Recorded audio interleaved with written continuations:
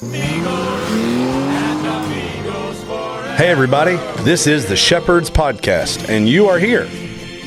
Co-host number 1, Bo Madden. Co-host number 2, Daniel Scarborough.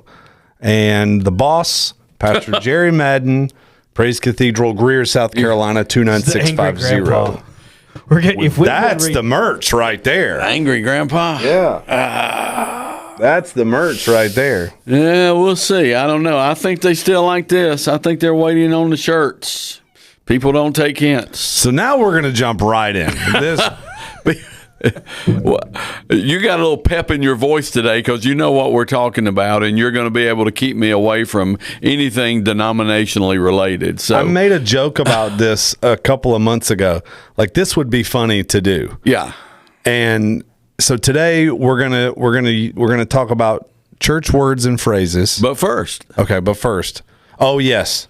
But first, see, I'm excited. I'm jumping ahead. He's ready to go. The Shepherds Gathering. Yeah. Reminder, it's coming up. When this episode drops, you'll Be a have couple weeks away? I mean, You'll have 2 days left to register. Okay. April the 15th. Is this going to drop the 13th? No, this will drop the 6th. We're going to record on the 13th. Yeah, this will drop the 6th. So you got about a week. Got about a week. Don't wait. Easter's over. Don't wait to the last minute. No. Because if you're waiting on the last minute on this, the odds are you're waiting on the last minute on your taxes as well. And you're going to forget one of them. And you can't get the Shepherds Podcast in jail. TheShepherdsGathering.com. TheShepherdsGathering.com. That's where you sign up. Yep. So Monday night we're going to have fellowship dinner. Yep. Afterwards we'll have an open mic Q&A. See, you already said one of the words. All right, go ahead. Okay, we're going to have dinner and fellowship. Open mic Q&A. I said it again, didn't I? Dr. Mark Williams is planning to join us for that dinner. General Assembly agenda will be set, so we might be able to give you some highlights of what's coming in the General Assembly. Tuesday we open up with Dr. Mark Williams at 9. Pastor Chris Kilgore follows him. We have lunch, Pastor Neil Nolan, and then I'll close out, and then we'll have some Q&A of what we talked about that day. Wednesday, 9 o'clock, following breakfast, Dr. Mark Rutland's going to do Psalm 23 for the entire morning. We'll close out with communion. $75, that covers all of your meals and materials. Now, if the $75 is a problem for you, get in touch with us. We'll make it work. Okay, this is for pastors to come and be nourished and maybe to be refreshed just in being together. I was trying to when I first became pastor here, I got an invitation to come to a small pastors gathering at the Grand Ole Opry, hosted by Paul Walker. Okay.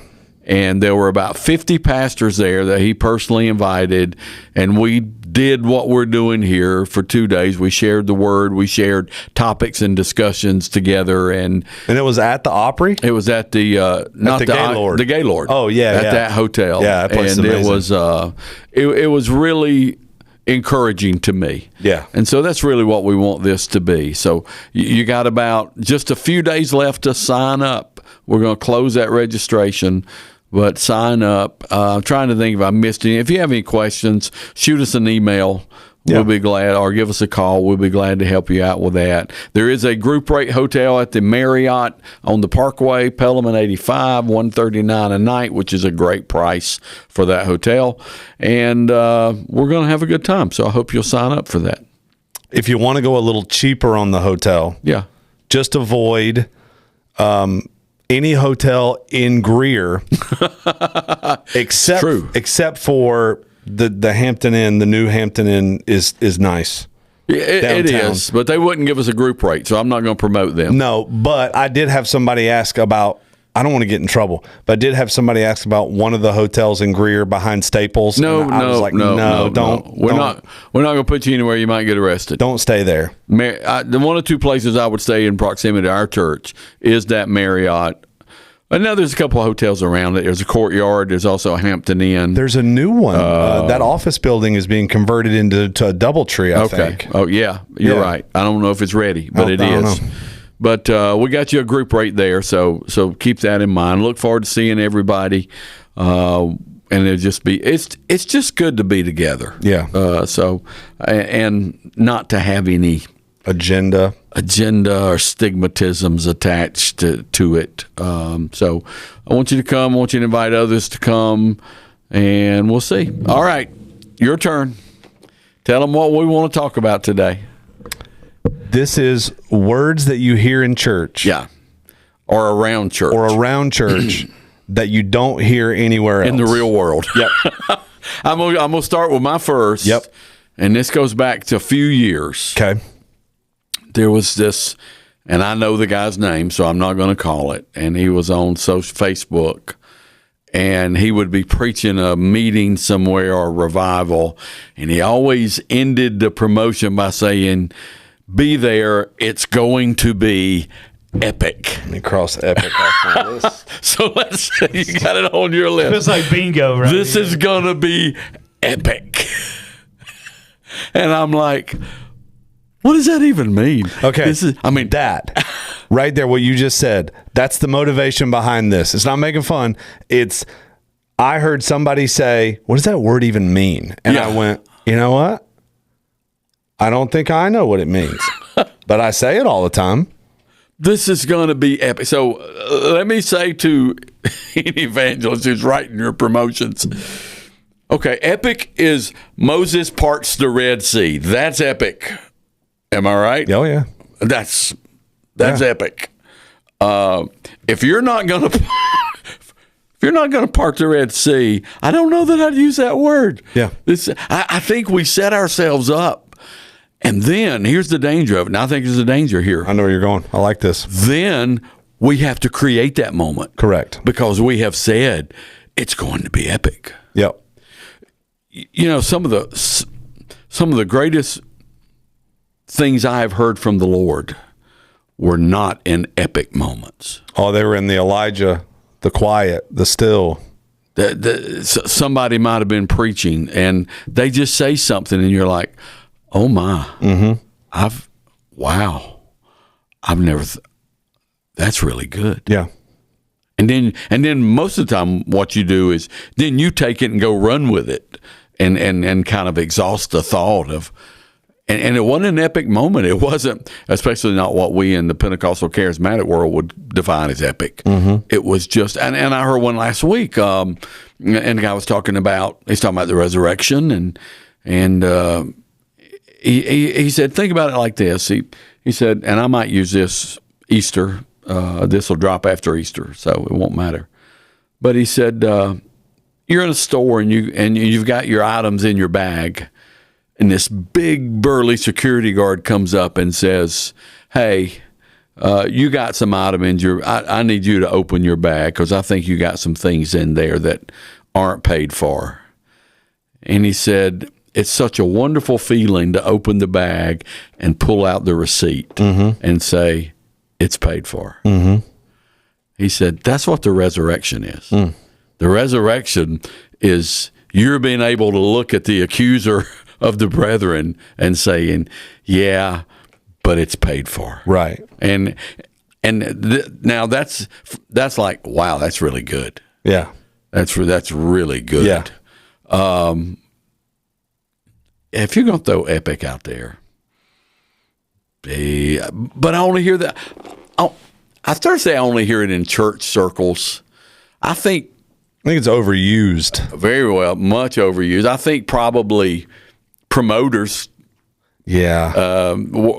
secular promoters of movies, and it's gonna be epic. Well, okay, that might lead to another conversation about the way that we promote things. Yeah, like you said, because then you have to create that moment. Yeah. However, if you promote it and it does not meet those expectations, the next time that you go to promote something.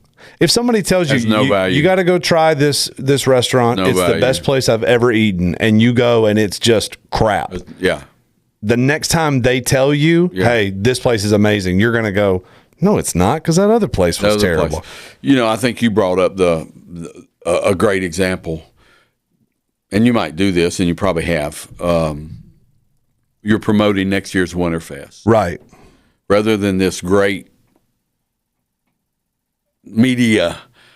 What if you had like 5 kids who went to last year's Winterfest? This is what happened to me. This is And what I it's just them experienced. sitting in a chair and they say, let me tell you why Winterfest changed my life. Yep. Boom. That's it. Boom, boom. Don't tell me, you know, for me, something like that is much more drawing than flashing lights and big letters. I can tell you, I think it's going to be great. I can tell you that. Yeah. What that means to you. Yeah. Last General Assembly, they asked me to come in to the PK gathering, the Right. preachers' kids gathering, and talk about Winterfest. Yeah. And so I just came in and I didn't, pitch it as, oh man, it's gonna be epic. I said I was a preacher's kid, still am, and I said when I was growing up, when I was in middle school and high school, Winterfest and youth camp were the 2 places that I could go that I felt like not everybody was watching me, You weren't the preacher's kid. that I wasn't the preacher's kid. And I think that you ought to come to Winterfest because it's the one of 2 places that you can go where you're not the PK, you're just a student. Yeah.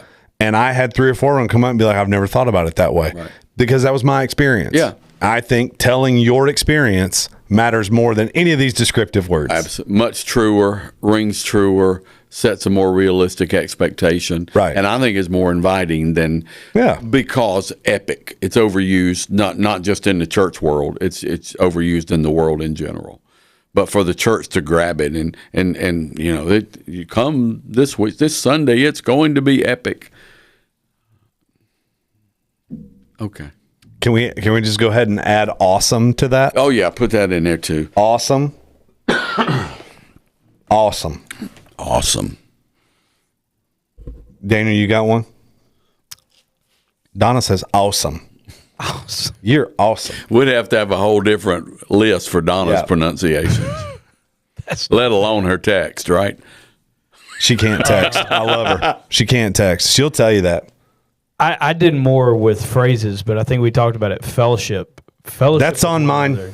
Fellowship. I was like, fellowship. When have you ever gone to like somebody's house and be like, hey, let's fellowship? When's the last time you talked about anything outside of church and used this phrase? Do you guys want to come together for some food, fun, and fellowship? Right. Exactly. I think fellowship is uniquely a Christian term. Yeah. And it's probably an old word. It is, I think. We named our buildings the Fellowship Hall. Fellowship Hall. Fellowship Center. It's There's churches named Fellowship Baptist Church. Yeah. And is it a King James word? Is it? I'm I don't asking know. now. It's a Lord of the Rings word. I referenced that yesterday. The fellowship. I thought Anthony Kelly would appreciate the fact that I referenced Lord of the Rings. He did, but Garrison's upset because he's still not allowed to watch them yet. So he's got to get there a little bit. Okay. Well, the whole Jesus said the rocks will talk. Is Jesus affirming the Lord of the Rings where the trees talked and Yeah. and The Ints. yeah, actually Isaiah prophesies it in Isaiah 55. Right. But anyway, so yeah, fellowship's one of those. It might be used occasionally outside of Christian, but it certainly has a Christian aura about it. Yeah, it does. I don't know what it means. Just hang out, like get to know you. You know what I mean? What does ChatGPT say it means? Because I know you're looking. Partner, one who shares with another. Just sharing with one another. Yeah. Partner, one who shares with another. Well, in the medical realm, there is, and in higher education, there are fellowships Yeah. that you can earn and be a part of, participate in. He's a fellowship scholar. Right. But yeah, and it's used a lot in the church circles. After church, we'll have fellowship, which I think is another. It's a non-communist way of saying camaraderie or just hang out. Okay, maybe that's the old version of this word, community. Yeah, community is the current buzzword. Yeah. I'm looking for a community church. I'm looking for a church that fosters this community or this community. Yeah, that's a hot buzzword in church circles today. And the newer version of that is tribe. Oh, Yeah, I want to come back to tribe. I want to come back to tribe. Let's stay on community for a minute, because for me, when somebody says I'm looking for a community church, there is a subtle hint there of I'm not looking for a denominational church. Yeah, I would see that. Right. I'm not looking for a church that's tied to allegiances that aren't right here, tied to Cleveland or Springfield or Nashville or Rome. Yeah. I'm looking for a church that is about the community that I live in, which to me says I don't really. And if we're gonna have, I know you don't want to go put your disclaimer up there. Get away from that. Being a part of a denomination these days in the U.S. is not a plus. Oh, it's looked upon negatively. It's looked upon negatively. Yeah. Non-denominational churches or community churches are viewed more favorably than those tied to a denomination. You can take it down. I won't go any further. I'm not in that Greer Residence Facebook group. But, Yeah, I'm in there. But sometimes it pops up. Yeah. When you're scrolling. I'm looking for a church. Yeah, and the two things that I see the most often are, besides the I need a kids program, I need a what, the two things I see the most often are a non-denominational or a church where the pastor's not on the screen. Yeah. Those are the two things I see the most often. Do you think those are real, though? I don't know, man. I'm sitting there thinking, who puts this? Who says on a community page, this is what I'm looking for? I don't know. And I guess people do. I'm wondering, because I'm suspicious. I'm wondering, okay, is this somebody promoting their church by pretending to be somebody looking for a church, and I'm looking for the model of our church? Yeah. I don't know. I have said on this podcast, You said it in the pulpit. to our people, do not answer those posts. Do not tell those people, because they're church shopping. I want a place where I can get what I want. Yeah. Here's what they never say. I want a place that preaches the truth. Right. It's interesting. You referenced it in the last episode, but the conversation that we overheard at the girls' event, school, the girls' school thing, it was like that. We're church hopping because We're looking for this model. we can't. It's not even a model. We're looking for a place that will allow us to do this. To dictate Yeah. their program. We're looking for a church That allow us to dictate their program. Yeah. Yeah. And we can't find one. And I'm sitting there going, okay, well, and it's things that we've had to clearly define recently. This is our model. This is our model. And I was almost a little encouraged by hearing we can't find one. I'm going, okay, well, there's more people with common sense Not than just us. That's good. Okay. Well, what are we talking? Okay, we were on fellowship. Oh, you said tribe. Tribe. Yeah. Tribe is very churchy right now. I heard that some time ago. Well, in our tribe, and I'm like, Well, around here, where are we, man? Around here, there's I don't know what all they own, but there's an organization and they own all Brio and Parkside. That whole medical group is called Tribe. Okay. So that's a lot of people work for that organization, but it's a hot word, and I think they named it that because it's a hot word. I've heard it at the General Assembly. I've heard it in This is our tribe. in meetings at international level and state level. Well, our tribe, and it's almost like a separatist mentality of this is our group.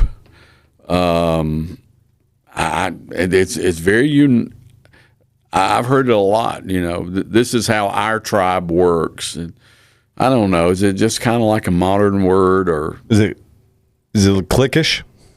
Yeah, it could be, I guess. See, I don't love the word clique because people Everybody's don't. in cliques. Yeah, and that's the thing. A clique is, I tell parents this all the time. A clique is Mean Girls. Yeah. A clique is you can't sit with us. Yeah. That's a clique. A clique is not a friend group. Yeah. That's everywhere you go. Yeah. Not just church. Yeah. It's everywhere you go. Everywhere you go. But I wonder if Because some of the tribes do have that. You can't sit with us. When I think of tribes, I think of tribal wars. Yeah. I mean, going back to history, I guess they still teach that in history, and I grew up. You guys are way too young for this, but along with Mutual of Omaha's Wild Kingdom, all of you watching the program who know what I'm talking about, please comment. There's Mutual of Omaha's Wild Kingdom. And there was National Geographic would do programs, and they would go into remote jungles, and they would tell you about this tribe or this tribe. And those tribes didn't always get along, and at times they would have mergers or I don't know. Tribes just it's a unique word, but it's popular in the church right now. This is unique to our tribe. The bigger you are in the Church of God, the more likely you are to use the word tribe there. I'm sorry, but we should start using tribal words like bumblebee tuna. Ace Ventura. Okay, here's my next one, and I'm guilty of it as well. Generation. That one's used a whole lot. Yeah. That's becoming more popular, though, in the secular world because people are looking at more like the AI generation, the Gen X. Yeah, I was going to say the whole baby boomer, Gen Z, that kind of started driving generational conversations. Yep. I think we use it, though, like my current middle schoolers, I think people don't refer to them as the same generation as my current high schoolers. Do you know what I mean? Yeah. Like Natalie's Natalie's a Gen Zer. Julia and Riley are Gen Alpha. Yeah. So, I mean, there's only two represented there between 6 and 16. So it's... I heard a snippet from a great TED Talk about this and about how we use it inappropriately. Yeah. Because generation is used as a separatist term. Yeah. And even in the scripture and even in the church world today, we use it that way because we've modeled the church to go after a particular generation. And so you have very youthy churches that exist where you don't see anybody over the age of 60 there. And we have very older churches that exist, traditional, where you don't see anybody under the age of 30 there or 40. And we've kind of separated ourselves by generation. But what this TED Talk person pointed out was it's being used wrong because my generation is everybody that's alive right now. Yeah. From Addison at age 2 right. unto my mother at 89, your grandmother, she 88 or she's 88, your grandmother at 88.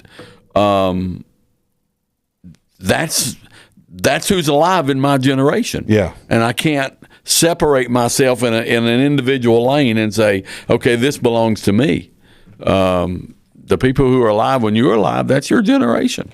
I think you can break it down into age groups for sure, because like Daniel and I were I don't know exactly what they call us, but we're almost like in between Gen X and millennial. Yeah. We're old enough to where we remember going outside and come in when the street lights turn on, but we're young enough to be around the internet age and see all of that. Yeah. So it's kind of like in the middle or whatever. Yeah. And I heard there's a new term for us, like in the middlers or whatever. Like and I'm Zennial. Yeah. I don't know what that means, but I don't know who makes these terms. I have a feeling it's advertising people because they're always looking at what group what's our target audience. That 18 to 24. Yeah. But at the end of the day, it's probably inappropriate. My generation is people who's alive right now. Yeah.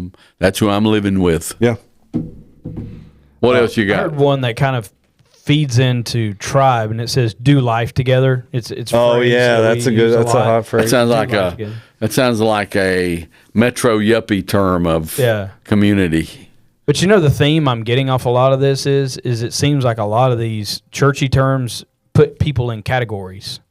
It seems like we're putting My tribe, my community, or the community that I'm looking for. Categorization. Where we tend to put things in different silos. Yeah, silos. That's really good. We had that discussion on staff. Everybody has silos. What you got? Revival. Great. Okay, so great.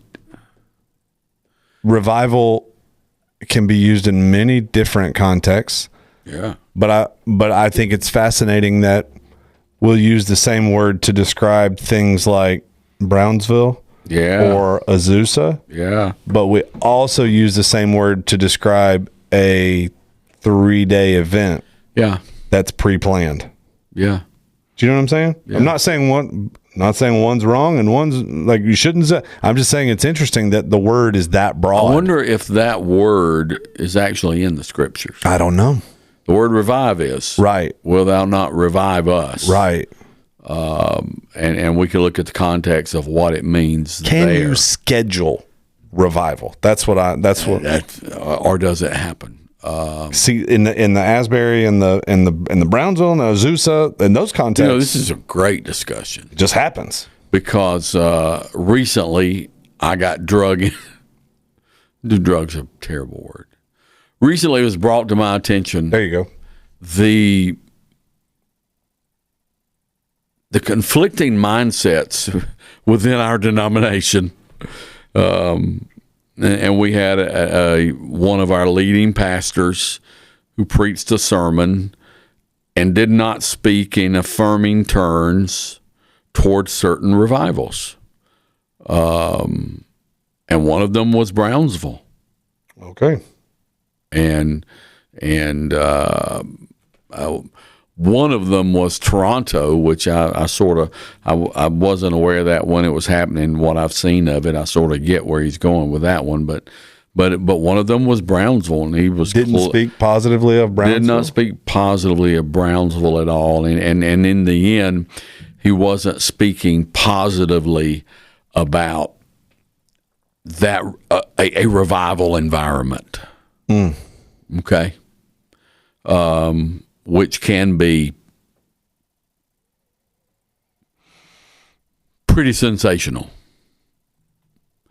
And of course, my comment to one of the persons I talked that was asking me about it was, the reality is, especially in Pentecostal charismatic circles, there's always people who take it in excess. And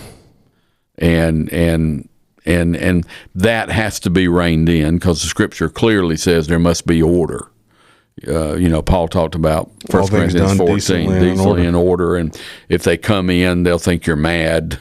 And I've seen revival videos where I would have thought the people were crazy. And you have too. You're scared to say it. The holy note. Yeah, great point. So you have this leading person in our denomination who's sort of preaching somewhat against that, and then within the very same time frame, a week or two, you get a promotion from one of our states where the pastor of the Brownsville Revival is coming to speak to the pastors, and you have to, and all of a sudden I was like, our denomination is divided because we have the revivalist in our denomination who this is their blood. And then you have those in the denomination who are like, no. Let's stick to more of a structured, word-oriented. And it's interesting that I'm going to make you guys mad. It's interesting that that's in our own tribe. the confusion about revival exists in our own tribe. I was trying to find this Tozer quote that I didn't want to mess it up. Okay. Prayer for revival will prevail when it is accompanied only by radical amendment of life and not before. Yeah. All-night prayer meetings that are not preceded by practical repentance may actually be displeasing to God. Great. He also said, and I won't go looking for it, the church will know she's had revival when she is living the Sermon on the Mount. Yeah. And I bless those who curse you, do good to those who despitefully use you. Pray. He said, when you're living the Sermon on the Mount, then you know you've had revival. I think it was Spurgeon that said, don't pray for revival, pray for reverence of the Word of God. Yeah. But like one leads to the other. But in our tribe, we like epic, tying all these words together. We like these epic occasions that we call revival. One of the things that always bothered me about the term revival, okay? I know there's a human side of this that you have to factor in. If what you had originally was so great, why does it have to be revived? Okay. If that goes into the conversation you and I've had, and I'll throw this out there about the Rod Parsley syndrome, that whatever you did today, it has to be bigger and more epic tomorrow. And I mean, that's for a long time that was church culture. Yeah. Got to be more epic tomorrow. Got to be bigger tomorrow, better, and and so which begs and I can't go down that road, but I don't think we're listening to ourselves when we talk like that. Like the guy who got up and said, "I wasn't this Winterfest; it was the one before or one before that." Where he's like, "Okay, what God did last night was good, but what He's going to do tonight is going to be so much better." And you're like, "Wait a minute, you're discrediting what He did last night, because you're wanting to push this. It's got to be bigger and better." And so anyway, you better find another word here. Daniel, you got one? I kind of went more to phrases. Yeah. Something that I don't think that the world understands. In the church world, we talk about a spirit of heaviness. Spirit. Well, everything's a spirit. Spirit of heaviness. No, that's in the scripture. It is. That's a scriptural reference. But let's go to what you said, spirit. Everything is a spirit. Spirit, yeah. This place has a spirit of Jezebel, and this place, come on, this, and on the other side, this place has a spirit of revival, and so we tag, and we even tag it to personalities, Listen, make fun of me all you want to, but I just categorize it all and just you can feel the dark side. Do you know what I'm saying? Yeah. Like you can, like sometimes the heaviness I have felt the heaviness of the presence of the Lord. Yeah.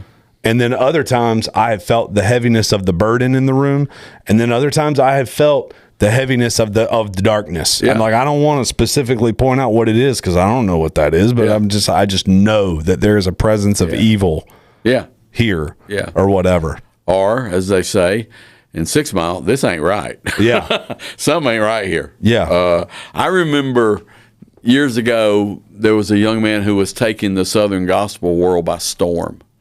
And we would go hear him sing wherever he was, because he had an unbelievable voice. And I went and heard him one night, and we left early. And I told your mom as we were walking out, something's wrong. What? I said, I something's wrong. I don't know if we've heard him too much, but boy, something's off. Yeah. And then it wasn't a month or two that, suddenly he wasn't in the Southern Gospel circuit anymore because some infidelity had surfaced. Oh, okay. So we could have easily said there's a spirit of, and I think that's kind of what that ties to. It's is it bad? I just thought about 3 people, and I know you're talking about, and it wasn't with 3 that I thought of. It wasn't the 3 you thought of it. Yeah. Boom, boom, boom. Yeah. Well, anyway. Yeah. Harvest. I put harvest. Uniquely belongs to us. Yeah. Is a scriptural term. Absolutely it is. Because Jesus spoke in agricultural terms. We're talking about words that you hear in church, but you don't hear anywhere else. The fields are ripened to harvest. I see where that has a place in the church. I see where it's unique to the church. But I would imagine in certain financial industries, you would hear people say, "Oh, there's a harvest. Here's an opportunity to harvest some profit." Yep. But you don't hear it. Atmosphere. There's another one. Oh, yeah. Remember when everybody was doing Set the Atmosphere, that drama? Set the Atmosphere. What is it? The Atmosphere of Faith is something faith. Yeah. Yeah, we love that. And you know what? A lot of these words are, all right, I'll get in trouble, but a lot of these words are mystical in how they are. It's kind of a mystical vibe that they put out there. And I think a lot of, like I said before, it's just overuse. Yeah. And you know what? It may be us because this is what we do and it's what we hear all the time. Absolutely. But in particular, okay, go back to generation. Natalie and Julia's generation, like their age group, they're the ones that are, they're very, Colson and Aniston too. They're very introverted and afraid to speak up in some ways. But then when they're comfortable, their group is the group that doesn't have a problem going, what does that mean? Yeah. Correct. Yeah. But what does that mean? What does that mean? Because they're looking for genuine. Yes. They're not looking for great point. Fluff words. They're not looking for rhetoric. Right. Last podcast, I referenced that you and I were aware of sort of a gut check moment. And I did stop and sit back and evaluate. I replayed a lot of things in my mind. Mm-hmm. Me too. And you can't go back and change the past, but you can learn from it and be better for the future. Mm-hmm. And among many things, one of the things I thought, one of the things I want to do is I just want to be genuine in every way. And so when I'm standing in the pulpit, I don't want to worry about being epic or I just want to be able to look at people, and I knew the young people would be there next Sunday, and the young people, and just have genuine conversation that they'll understand. Just, hey guys, and I say it again because I referenced it last week.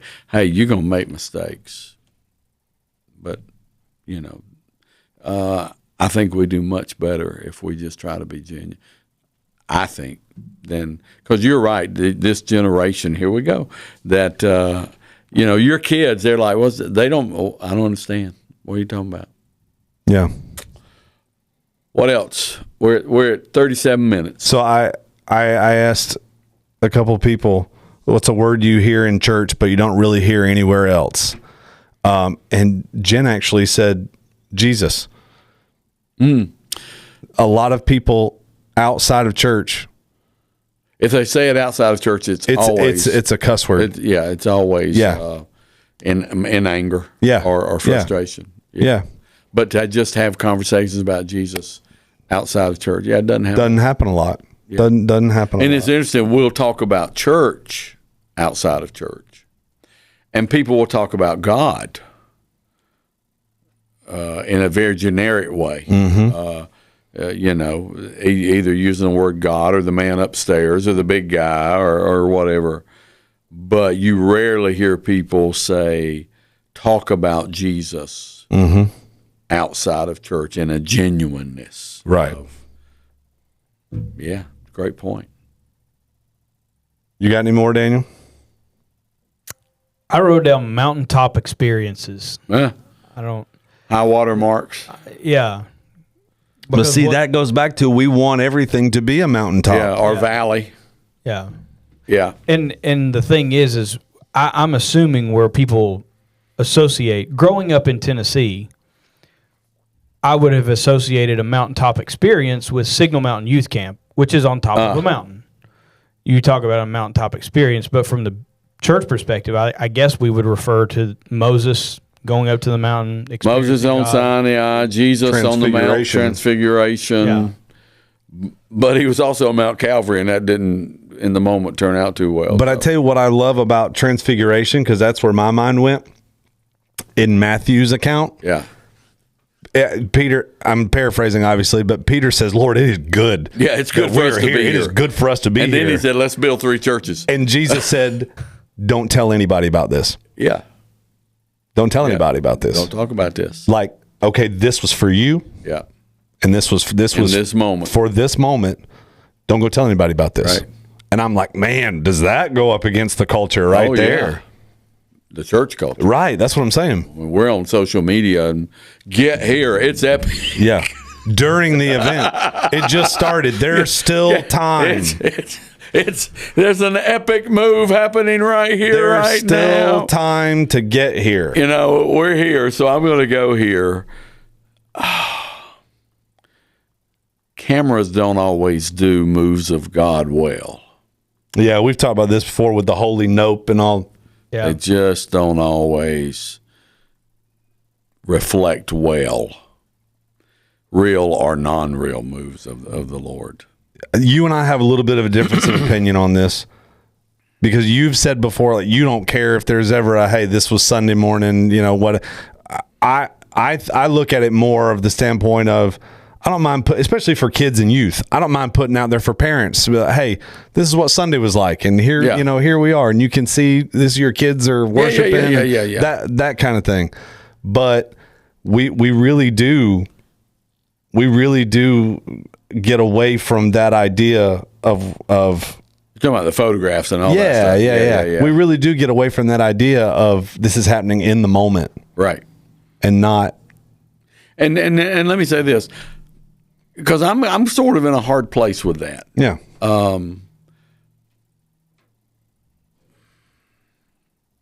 I'm not opposed to it, but I don't want it to become the reason we do it.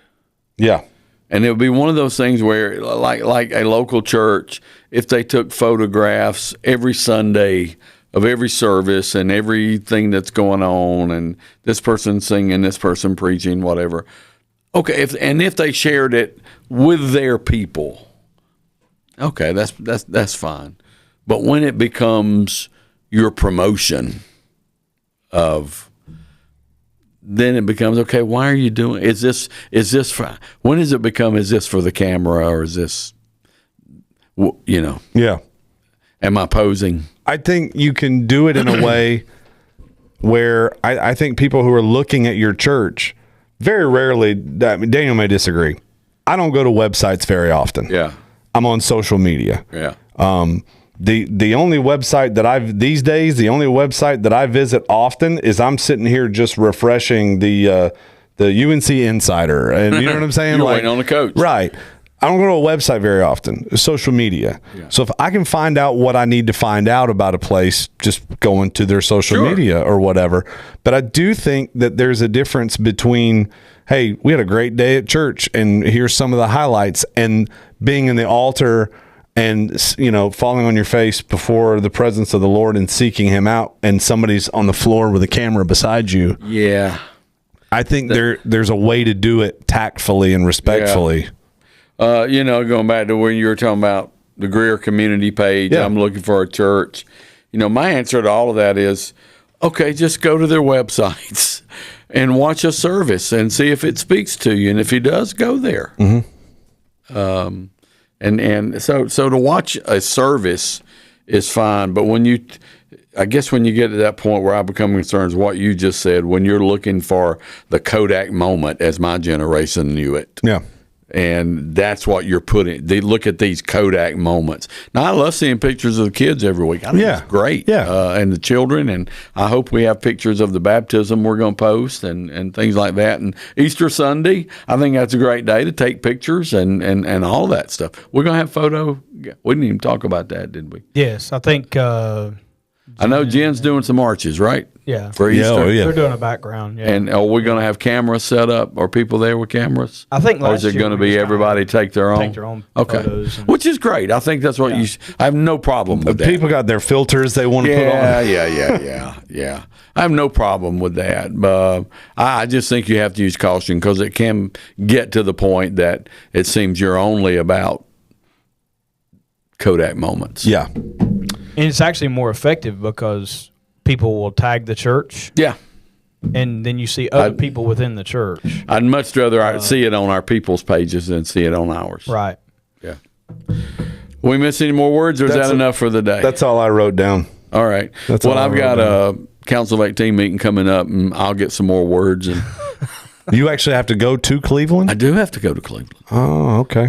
Because this is where we'll set the agenda for the assembly. I think it's still, this will drop the 13th. I think the end of the week's when I'm looking at going. So Get you some Bond Life coffee over there.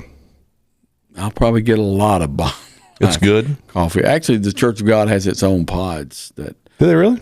Yeah, I got some at the house if you want it. I've never had any of those. In the youth building, we just get Starbucks. Well, I think there's two versions. There's the revivalist version that's okay. extra caffeinated, and then there's the modern version that's decaf. So Thanks for joining. Sign up for the Shepherd's Gathering. Let us know if you TikTok. have any questions. TikTok.